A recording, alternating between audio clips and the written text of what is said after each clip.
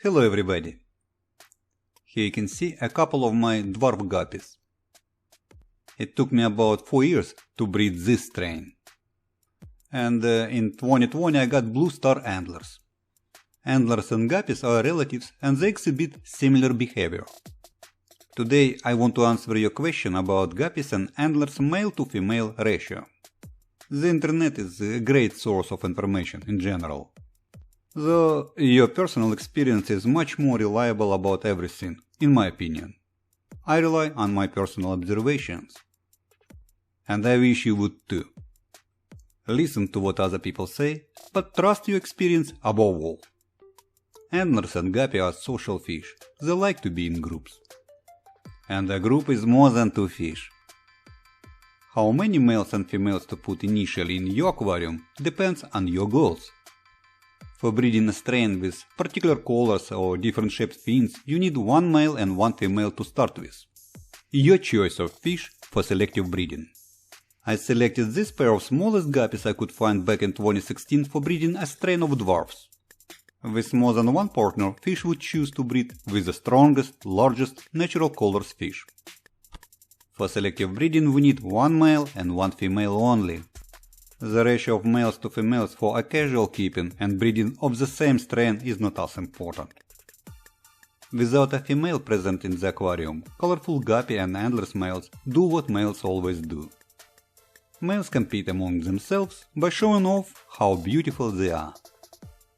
Here you can see 3 Endlers males are figuring out who is the best among all, while the female is taking time off in her hideout. Without a female around, males look kind of lost. Male Guppy and Endlers have no purpose, no life without females. Males follow the female tirelessly all day long. Here you can see a male leaving the female to check on me and to see what's going on. Males constantly scout surroundings and use bright colors to distract predators from the female.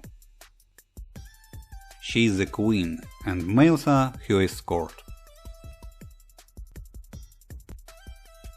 The female chooses the most energetic, most persistent and naturally colored males.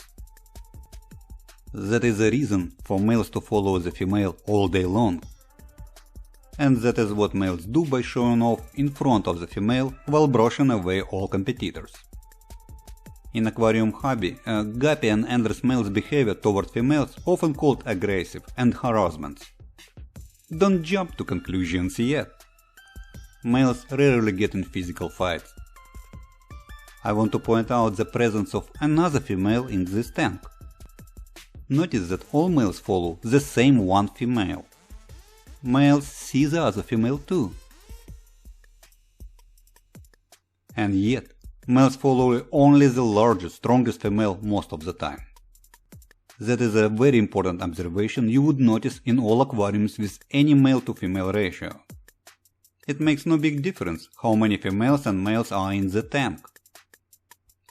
It's the same behavior even in aquariums with many females and 1 male. Also notice that males spend a good deal of their time harassing each other. I personally prefer to call it teasing.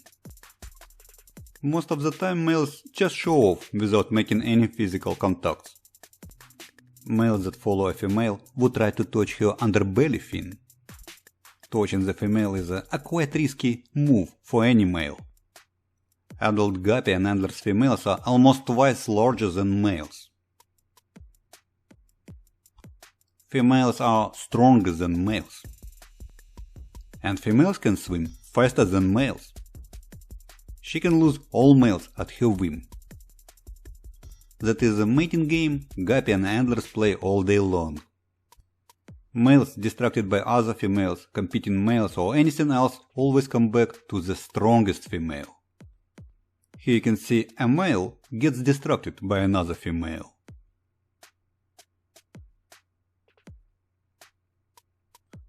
And shortly after, he goes back to follow the queen.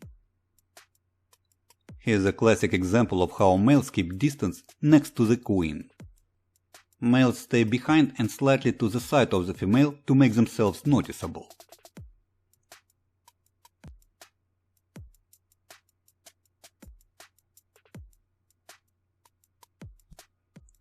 Males avoid standing directly in front of the females, for good reason. All the males' harassments and aggression toward females is bleak compared with females' fights. Females fight for real, full body contact. Fights between females happens on occasions when a new queen wants to establish her domination.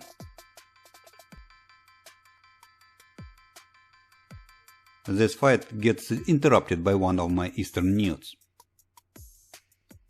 The newt came to check what this all is about. Probably any food for newts to take care of. The fight between females is not over yet. The females will keep fighting until one of them yields or gets damaged badly. And do not underestimate the power of toothless Guppy Endlers females. A female fighting for the crown is basically a charging unstoppable bull. Fighting females aiming to damage each other's fins. Fish with damaged fins live very short lives.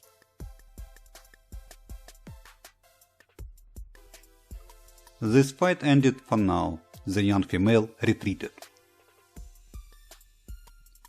The old queen stood her ground and an escort of males joined the queen. There is only one Endlers Guppy queen among all females in any aquarium. The queen picks males for mating. As time goes by, the younger female gets more confident and skillful. The new fight for the crown is imminent.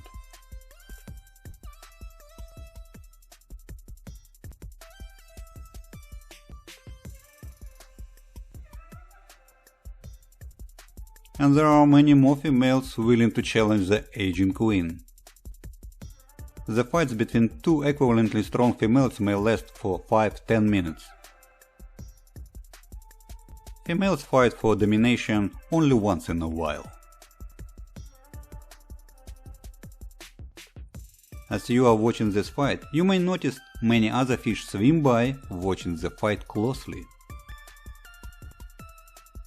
There will be a peacetime once the two strongest females figure out who is the strongest.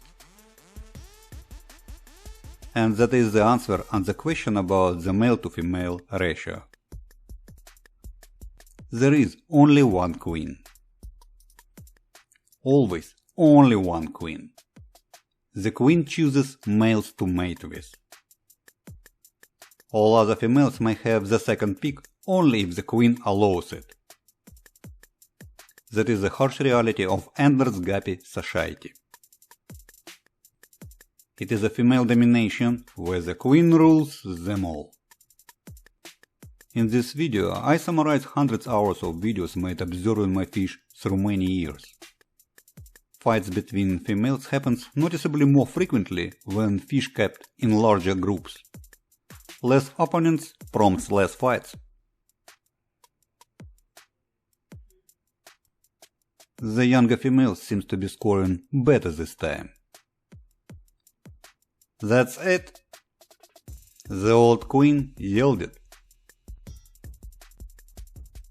The new queen rules. Here's the new queen with her escort.